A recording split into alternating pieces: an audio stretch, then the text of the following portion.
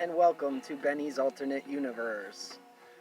This is a show where we talk about stuff that's going on in my tape collection and whatever, what have you.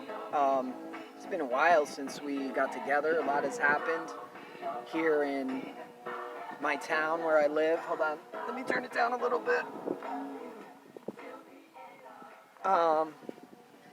We had the COVID scare, and that was the time that I decided not to cut my hair anymore.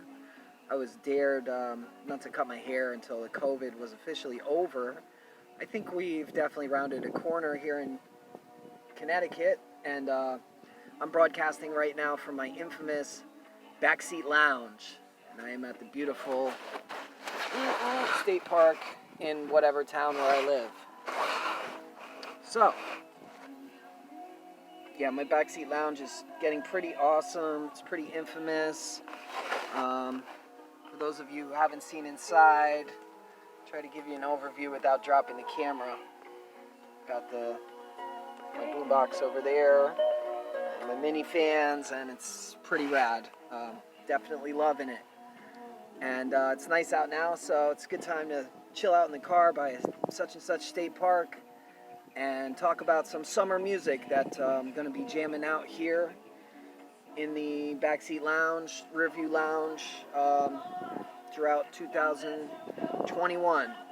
And today we're sponsored by 7 Select Sour Neon Gummy Worms. Great summertime snack. They come in a lot of beautiful, vibrant colors. And we get a very large bag, almost a pound, for $4. So I've been working on this since, I believe last Saturday or Sunday.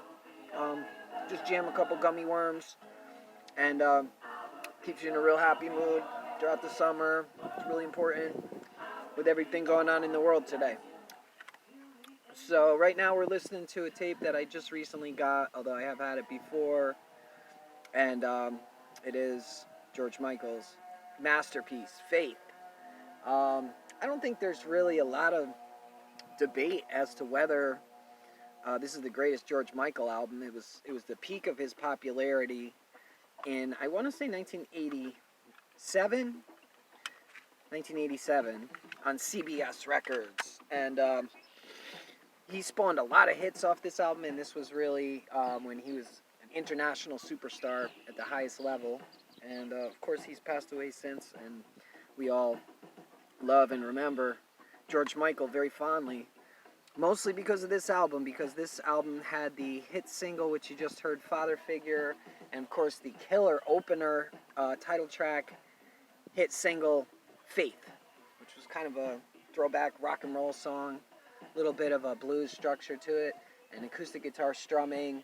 And George Michael was, of course, very much part of the video era, the MTV era, and so the videos that went along with Faith in particular were very iconic. Right now we're hearing one of the most controversial track on the album, which is I Want Your Sex. I remember when this album was out and it was kind of in vogue. I was like about 8 years old, maybe 9 years old, and this song made me extremely uncomfortable. Now that I'm older, I find it a lot more enjoyable. It's a very funky song. I love that keyboard. It's got a cool 80s synth with a little wiggly keyboard lead. And my only beef with I Want Your Sex is that it's a 3-parter, and that's not necessarily necessary, that it needs to be 3 parts, but it is. Part 1 and 2 we're hearing right now, and of course that was the single, and then the album closes with a last request, aka I Want Your Sex Part 3. Now, one of the things that I'm guilty of, and I think a lot of people are guilty of, is only listening to one side of Faith. The next track, One More Try, is without a doubt my favorite of the George Michael ballads. Also a big hit for him.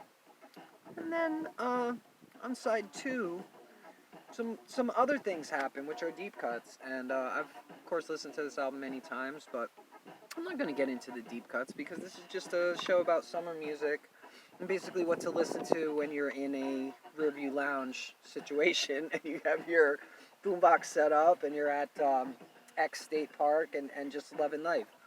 So chances are I'll listen to side 1 of Faith, and then I will remove it from the tape deck.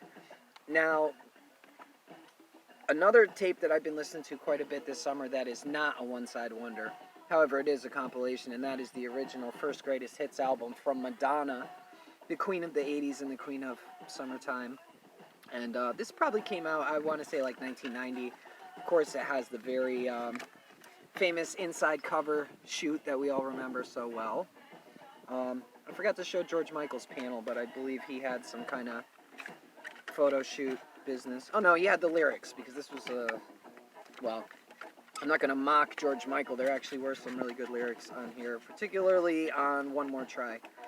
But Madonna just kind of let it all hang out here on the Immaculate Collection, which in my opinion is one of the greatest hits of all time, and it's right up there with the Cars' greatest hits. Just every song, it's so wonderful. Let's talk about the songs real quick. I love the liner notes for Immaculate Collection as well. They kind of tell the story of Madonna's rise to fame and where each song fits in. It says here, the coolest queen of white heat, an outrageous blend of Little Orphan Annie, Margaret Thatcher, and Mae West. Narcissistic, brazen, comic, the goddess of the 90s. And I think I was trying to find that date in here. I want to say 1990. Yeah, 1990 on Sire Records, home of the Ramones and Talking Heads, and a lot of great bands, as well as Madonna. So, Madonna's Immaculate Collection, for those of you who haven't heard it, starts out so sublime. Really, the entire side 1, up until possibly Live to Tell. I don't know. I mean, Live to Tell is pretty killer anyway, but side 1 reads Holiday, Lucky Star, Borderline, Like a Virgin, Material Girl, Crazy for You, Into the Groove, and finally Live to Tell. And if we have to talk about these songs, then this is possibly not the show for you, because every single song is a classic. Every single song is wonderful. My personal favorite probably goes between Borderline and Into the Groove, but I do have a soft spot for Crazy for You as well. Just reminds me of when I was a kid hanging out at Spartan Pizza. I'd put that on the jukebox and think about my little crush or whatever in elementary school. Can't wait for my pizza. Good times. Side 2, the hits keep coming. Papa Don't Preach, Open Your Heart, La Isla Bonita, Like a Prayer, Express Yourself. Cherish, for me, I was never a big Cherish head. I don't know. It's a little soft for Madonna, by Madonna's 80s standards. It's okay.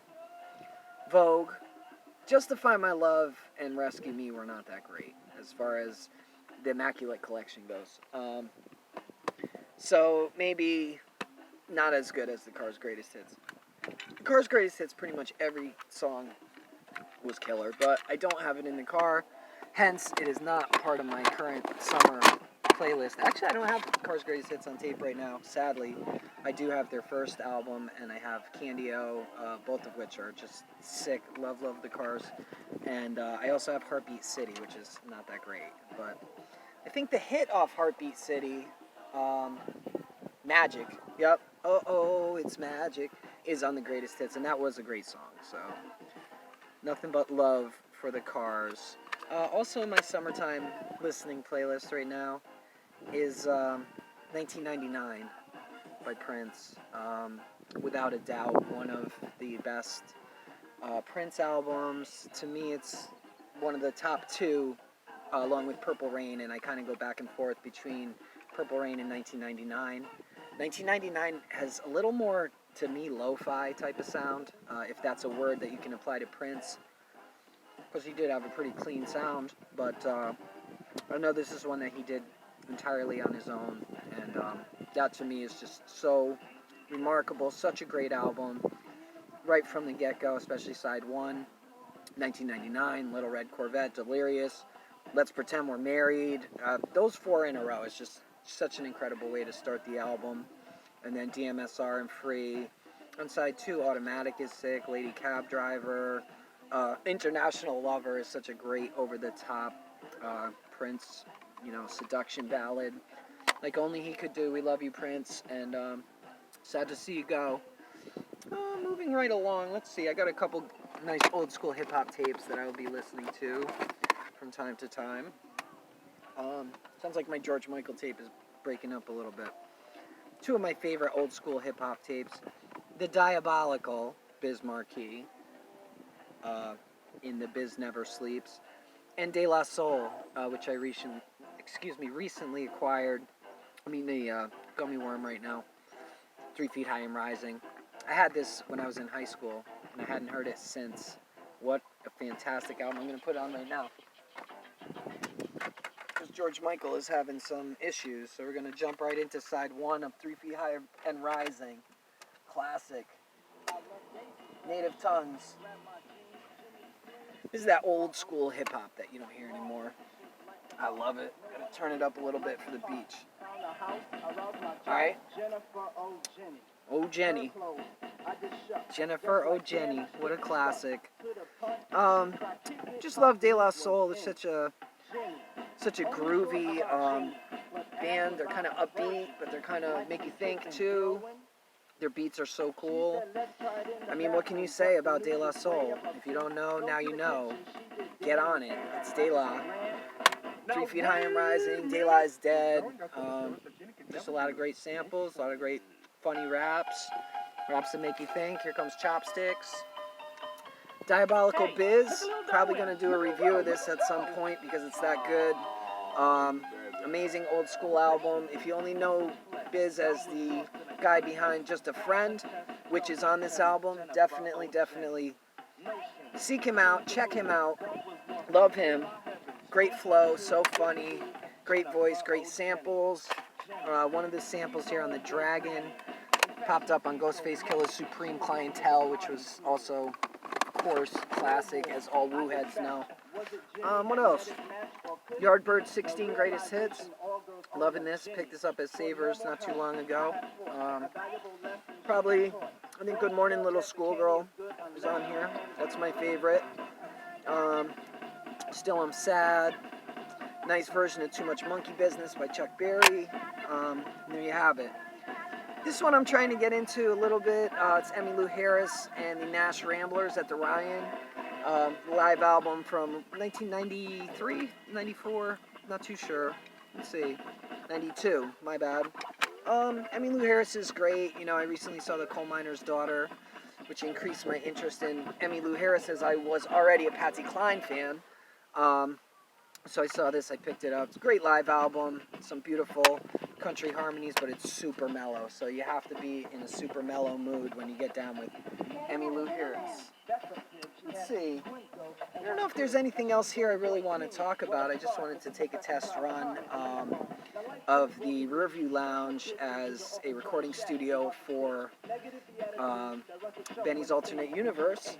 So we're going to see how that turned out. And I just want to say hi to everybody. Happy springtime. And sorry I've been gone so long. I have tons of new tapes that I want to get into more in detail once I get home and go through my wall mount system. I now have 420 tapes mounted on my wall, and it's a beautiful thing.